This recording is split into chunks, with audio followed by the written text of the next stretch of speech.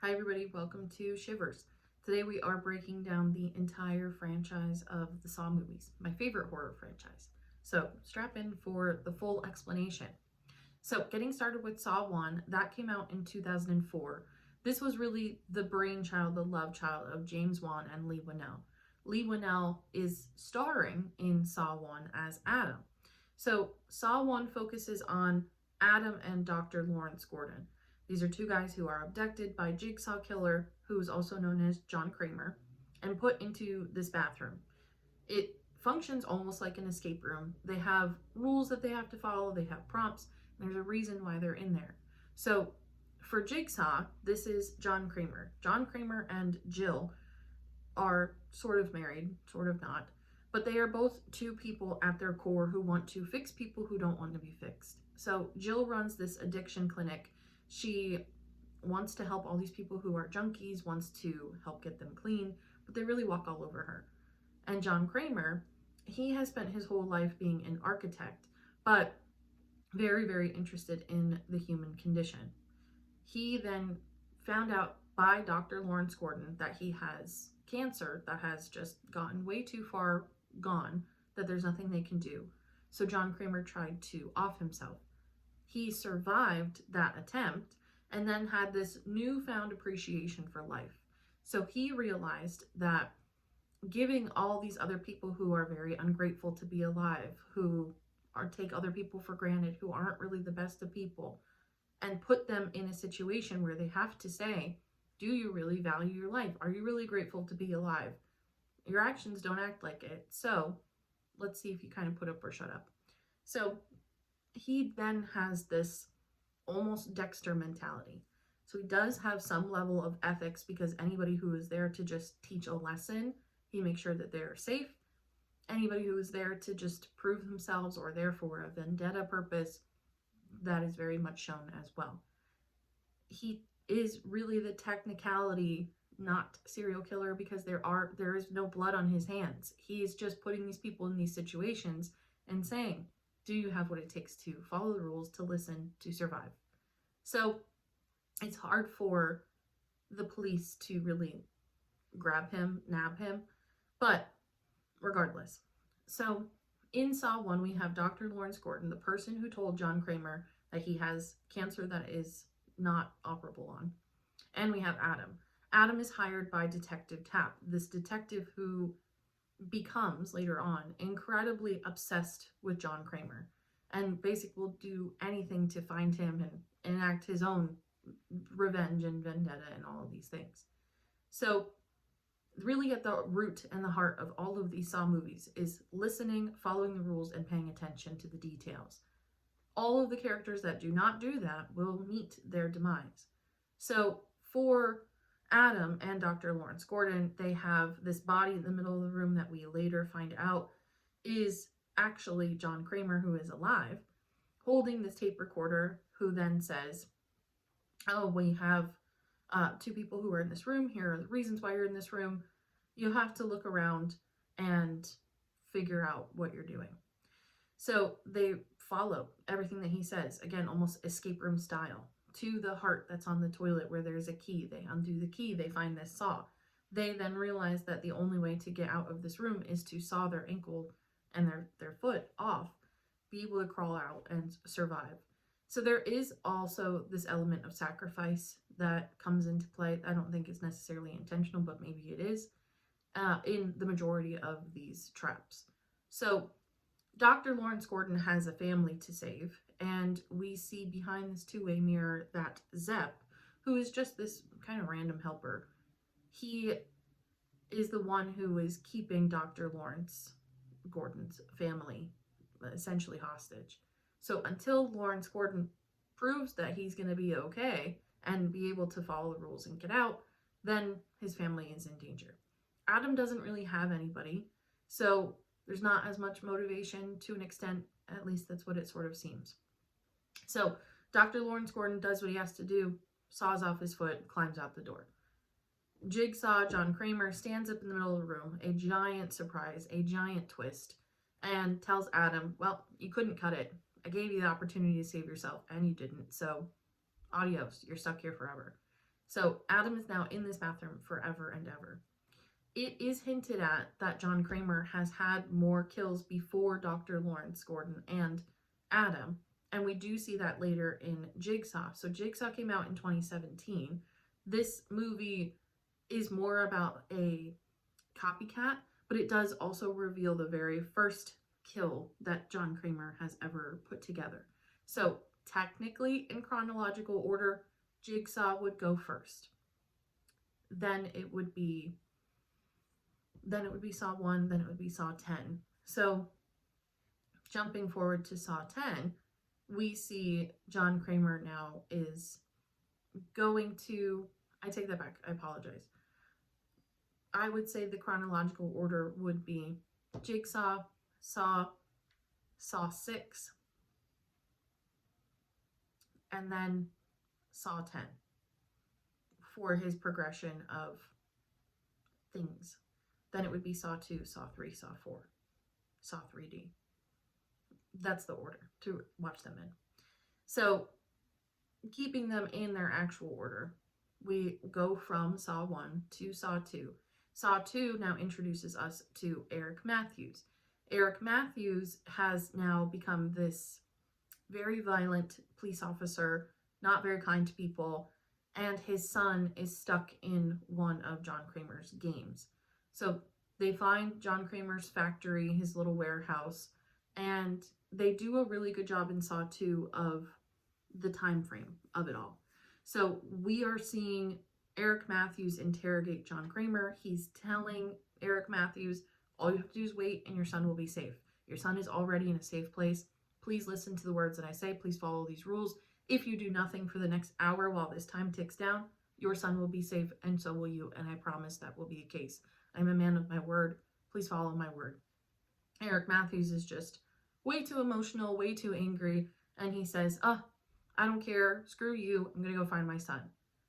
We now see from the son's perspective that he is stuck in this house. In this house is all of these people who Eric Matthews has arrested wrongfully, rightfully, little mix of both. They don't know they're in a house with Eric Matthews' son. So they're all just like, cops are pigs, cops are terrible, blah, blah, blah. We now then meet Amanda. So Amanda and Cecil were two people who were addicts who were very frequently going to Jill's addiction clinic. So the very first victim ever of John Kramer was Cecil. So one night, Amanda and Cecil broke in sort of late night to Jill's clinic to try to get their fix. They rushed out of there, stealing a couple of things and slamming the door into Jill, which caused Jill and John to have a miscarriage. So because of that, the very first person who was on John Kramer's hit list was Cecil. So he put them in this trap with all these knives over his face, and he said, push your face through the knives and you will survive. But I want the world to see you as ugly on the outside as you are on the inside. So truly just a vendetta. But again, stepping back, no blood on my hands from John Kramer. You got to do this on your own. You put yourself here. Your actions have consequences. So it really does also blend in that element of karma. Next victim was Amanda. So Amanda was then put in the very stereotypical first bear trap that we see, the thing around her mouth, and she was able to survive. She then had that same sort of appreciation for life that John Kramer did when he tried to off himself. And she said, I love this so much, I want to start working with you. He said, sure, that's fine. So Saw 2 is the first time we see Amanda. She is basically assigned there to keep Eric Matthews' son safe. Again, go back to those ethics a little bit. Eric Matthews' son didn't do anything wrong. He is only there to teach Eric Matthews a lesson on listening and paying attention. Eric Matthews' son, what we don't see in terms of timeline, has already gone through the entire house. The videos are late and delayed, all for the purpose of teaching Eric Matthews a lesson. So Eric Matthews' son, who is in this safe place this entire time, is underneath the table in an actual safe, in the same room that Eric Matthews is yelling at Jigsaw in. Doesn't matter because Eric Matthews takes off, tries to find this warehouse that is this actual house that they're seeing in these security footages, and he ends up getting lost and now is part of Jigsaw's longer game. So, Saw 3, now we get deeper into John Kramer's sickness and his cancer. This came out in 2006. This focuses on Amanda kidnapping this surgeon to perform surgery on John Kramer to keep him alive because nobody else will do it.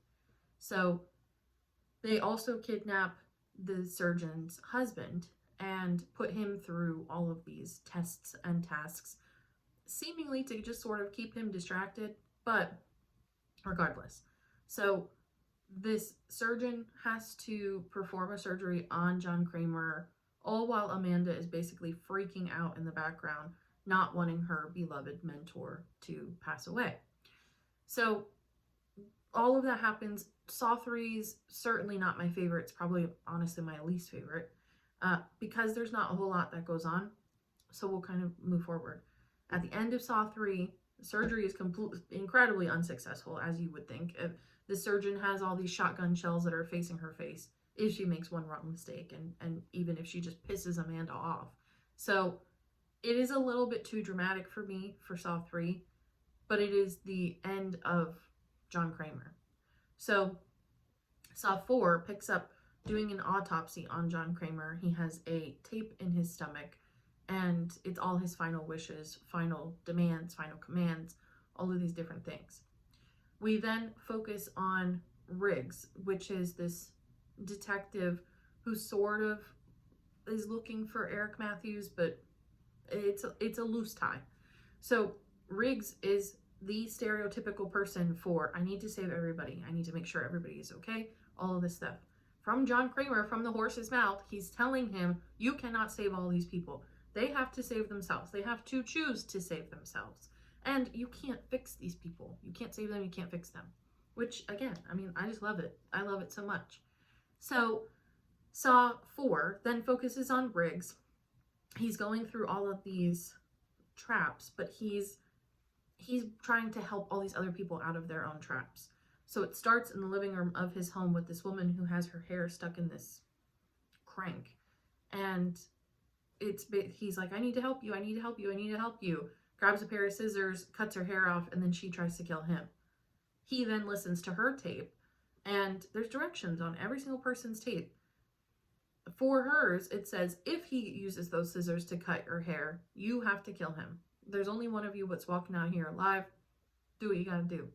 So, again, this is the reason why it's like, choose yourself or choose somebody else. He keeps making this mistake, person after person after person. I have to save you, I have to help you, I have to save you, I have to help you. And they all end up just dying anyway because he's not listening. So, he gets to the very end and it says, do not go through this door, or somebody who you know and care about is going to die. He said, I don't care, I have to save everybody. You think you would learn by the end of this movie. He runs through this door, and Eric Matthews is standing on a block of ice, basically about to be hanged. And if Detective Riggs did not run into that door, everybody would be fine. Everybody would be safe. Zepp, who was the helper in Saw 1, is seen with Eric Matthews, and he's like, I don't want you to die. This is not your test. This is this other guy's test. So Zepp gets shot by Riggs. Eric Matthews gets crushed by these ice cubes. And it's all at the point. Like, this is the point of the Saw franchise, is follow the rules. So, next up is Saw 5.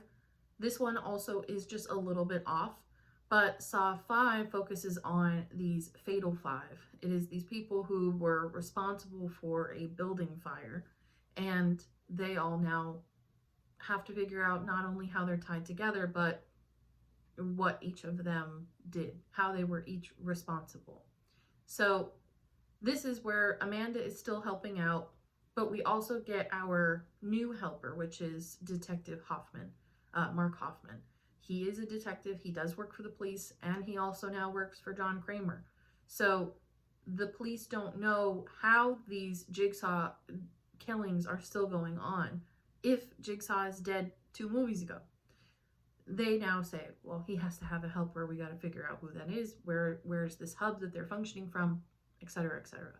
So Saw 5 is, again, a little boring because it's more on that storyline than it is on anything else, but regardless, still pretty good. Saw 6, then, my favorite in the entire Saw franchise. I don't know if I've talked about Saw 6 enough, but I will continue to do so.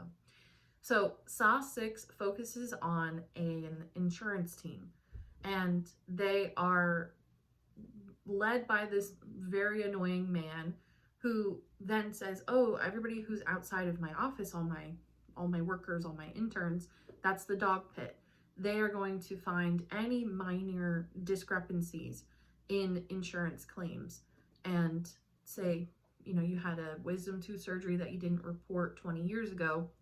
We're going to take you on as a client, because then when you request services and your insurance money to pay for whatever you're trying to do, we're going to say, oh, sorry, you're declined because you failed to tell us about a medical emergency from 20 years ago, and that could have an impact on what you're looking for now." So very sleazy, very skeezy business practices. But that is who John Kramer had his insurance through. So he was going to this insurance company to talk about a potential experimental surgery in Mexico, which, again, this is why it's just the precursor to Saw 10. And, I want to go through this because my cancer is terminal and I have insurance. Why not use it? Why not try to survive? This guy who's in charge of the insurance brokerage basically says, "Sorry, John Kramer, you're denied. We're not going to fund something like this. Have fun dying. You're good." For another person, he did the same thing. He was like, "Oh, you had your tooth surgery 20 years ago. Well, that could have led to heart issues today, and so your heart medicine is not going to be covered by insurance." Basically, this guy says, "You guys are sentencing me to death because I can't afford it. So, great, thank you." So, the actual traps start out by having the main insurance broker guy, as our main person going through all of these experiments and these traps. And it's basically, will you follow your own rules? You say that you don't really care about people. You say that you are only going to be helping these people who have XYZ on their application.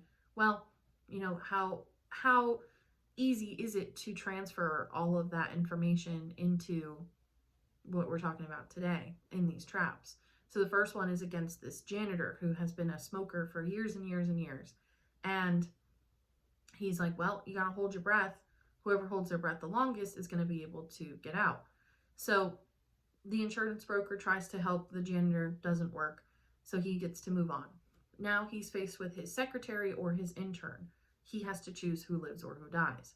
So this is the only time where we really see the ethics a little bit off, but it's also for the purpose that these people are working for this guy, so maybe they're not the most ethical, regardless.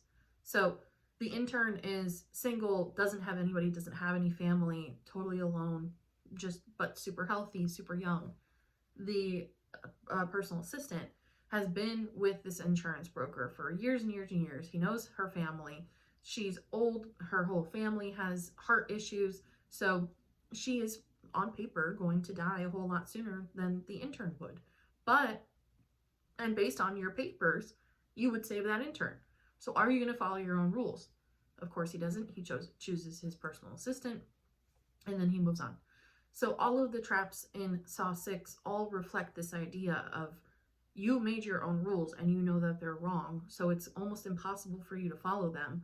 So now we're going to get to the very end and have you with a presented by a choice by somebody else. Now your fate is not in your hands. And it goes back to the person who did die because he didn't get his heart medicine, and his family. So the wife and child of that man who died from no heart medicine now get to decide, do they let the insurance broker live or die? Do they change their fate? They whatever they want to do, it's their choice. So they decide to kill him, and then he dies terribly. So that is Saw 6.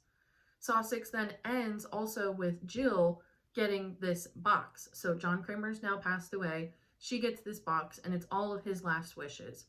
The very last piece of paper, the last folder, is Mark Hoffman, because John Kramer knows that Mark Hoffman is not in this for the ethics, is not in this for the purpose of it. He's just kind of on this power trip, and he's a violent cop. I mean, very simple. So Jill keeps that, and she gives the other 5 people to Mark Hoffman. She says, I want nothing to do with you anymore. You're kind of a scumbag, and go ahead and finish out what John wanted, because you're supposed to be part of his team too. He says, thank you very much. I hate your guts, and have a good day. So she puts together this trap for Mark Hoffman without him knowing. Amanda has passed away at this point, and which I forgot to mention, she does also pass away at the end of Saw 3 because of the surgery, just shrapnel essentially. And so now it's just really Mark Hoffman. That's the only person that we know is still doing this, along with certain help from Jill. So we then get into Saw 3D. So Saw 3D then focuses on a bunch of random people, but it really focuses mostly on this one person who has lied that they have been in a jigsaw trap and survived. And they're making the claims that they're this victim, that they're this survivor, and they've never done any of it. So they take him and they put him in this trap, and that's what the whole movie is about. Saw 3D is very, very bad with graphics because it is supposed to be 3D. This did come out in 2010. It does have the lowest rating of the original Saw movies, not getting into the last 3. But yeah, so I wouldn't necessarily go out of my way to watch Saw 3D. It can end with Saw 6. We still see everything being carried out. Peter Strahm in the background is a detective trying to work with, I want to say her name is Lindsay Perez, Detective Perez. And the two of them are working for the right reasons. Perez is on to Mark Hoffman. So he takes them all into this factory, says, oh, I got a lead that John Kramer Jigsaw was going to be here. And they're like, well, he's not. And so then he ends up, Mark Hoffman kills all of them besides Peter Strahm. So Peter Strahm is then trying to help where he can in figuring out what the truth is. We see that Mark Hoffman has gone a little rogue and has put together this pit in the pendulum style trap against the person who killed his sister. So again, he's using his own, I scratched myself. He's using his own platform for his own vendetta and not doing what John Kramer has said. The other part about John Kramer is that all of these traps, people have the opportunity to get out of. There always is a choice. And for this pit in the pendulum style trap that Mark Hoffman put together, there's no choice. It's just, this guy's going to die very slowly, very painfully. So that's another reason why Perez kind of catches on to what's going on, because not only is this person connected to Mark Hoffman, but it's also against John Kramer's regular rules. So regardless, these are all the people who are in play at this point in time by the end of Saw 3D. After Saw 3D, it's a couple of years from 2010 to 2017 till we get Jigsaw. Jigsaw is what I was mentioning before. It is different. It can be really a standalone movie. We get to see John Kramer for a couple of seconds, but it's all to be reflective that these are the murders that have happened prior to the bathroom scene in Saw 1. Next, we get Spiral, which is atrocious. Do not watch Spiral. It's by Chris Rock. Chris Rock said that he was always a big Saw franchise fan, and so he wanted to make one of his own. But it's incredibly political. It's incredibly anti-police, which in theory, the rest of the Saw movies kind of are, but that's not the main purpose by any stretch. So for the main purpose of Spiral to be this anti-cop, anti-attitude, terrible, terrible acting movie, the pig in the movie is just so funny. It's just silly. It's silly. It's not a good movie. And then we get Saw 10, Saw X, which came out in 2023. We were supposed to get Saw 11 this year, which is not going to happen. Confirmed that there are creative differences. But Saw 10 brings us back to that post-insurance conversation. So this is right after the conversation with the insurance broker in Saw 6. John Kramer then goes to Mexico for this experimentation anyway, even though his insurance isn't going to pay for it. And they say, oh, we did a surgery, you did amazing, and now you're going to be healed. And so then he unwraps his head thing, and there was no surgery ever done, and they took a boatload of his money and went on their merry way. So it's all of these people who are faking being surgeons to scam people out of money. Terrible business practice, terrible ethics. This is, I think, a very helpful movie because I have been team John Kramer for so many years that this is the first time where, for audiences who have not seen him in that light, it's like, okay, yeah, this is totally justifiable. By making the other people just so terrible, you get to see John Kramer be a little bit more appreciated. So all of that to say, those are all of the Saw movies. A couple of Easter eggs to throw in there. There are a lot of overlapping characters. There are a lot of overlapping themes in the traps. Some of the people who are dying in certain ways or are put in certain traps are there because of whatever it's reflective of. So, the traps are purposeful is what I'm trying to say. Billy Jigsaw is a puppet, and it's almost this mascot for John Kramer. And this is also tied to Dead Silence. Dead Silence is another movie by James Wan, and this is revolving the story around Mary Shaw, who made all of these dolls, and she was this doll maker, and all of these dolls were essentially her babies, and they were these ventriloquist dolls. So in Dead Silence, we see that she has made Billy. So there are some ties between that as well, which is pretty cool. But yeah, I mean, all to say that John Kramer builds these because he's an architect. There's this representative of these pig masks that Mark Hoffman and even Jill and Amanda wear because pigs are the most loyal animals. So another kind of nod of the hat to that. And I think that's the majority of the messaging of Saw. If I have all of my thoughts in order, that is all of the messaging of Saw. Follow the rules, pay attention, appreciate life, have gratitude for life, be kind to one another, basically, and take your fate into your own hands. Be accountable for your own actions and your own self. So, again, I can talk about Saw for forever. This is just a mash of all of the movies put together, but wanted to just recap them nonetheless. So I hope you enjoyed. Thank you as always for listening, and hopefully see you next week.